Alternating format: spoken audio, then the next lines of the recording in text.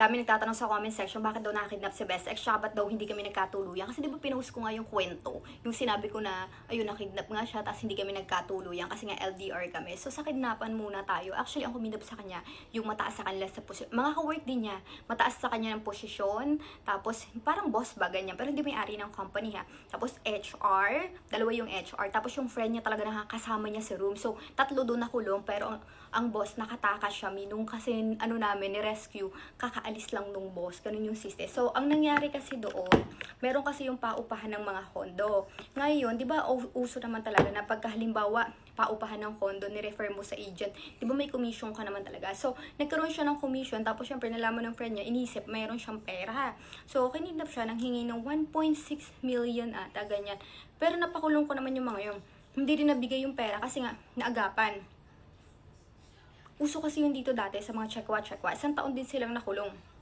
Dapat matutuloy pa yung kulong na yung kaso mo, umalis na nga 'di ba yung yung best ex ko. So ang nangyari, hindi na siya nakapag-hearing. So kaya nakalaya yung mga tao. Tapos doon naman sa bakit kami nagkahiwalay at hindi na kami nagkatuluyan, may comment muna tayo. Ang sabi niya, legit yung soap after kumaligo, pag nagpunas na ang towel, pag nagpunas daw siya ng towel, saka daw lalabas yung mga dry skin. Haha, balik ulit maligo. Pero ang ganda sobra. Itong tinutukoy ang Miss Chung Intense Whitening Soap. So yun nakita niyo parang nagbabalat na balat na gaya. Ay, pag yun nakita niyo parang namumuti na akala nyo libag, balat-balat yung lima. Di ba alam mo naman, pag nagbalat kayo ay puputi kayo. Ito yung Miss Yung Intense Whitening. So kaya ayan, balik siya sa CR kasi mag-aalaw siya nung balat-balat. So hindi kami nagkatuloy, hindi talaga ako mahilig sa LDR. Ano mang gagawin ko doon? Wala namang kinayang piruto, lang hug and kisses. Yan ang sinasabi ko sa inyo, mas malaya kayo pag mayroong pera. Kung meron kami pera that time, ipipili na lang namin yung isa't isa, pero alipin kami ng salapi kasi needs. So kailangan namin maghiwalay and hindi ko gusto yung feeling na yun. Kaya sabi ko, kasi ang nangyari, bumalik siya sa bansa niya. Tapos maya-maya nagkaroon siya ng work sa Dubai.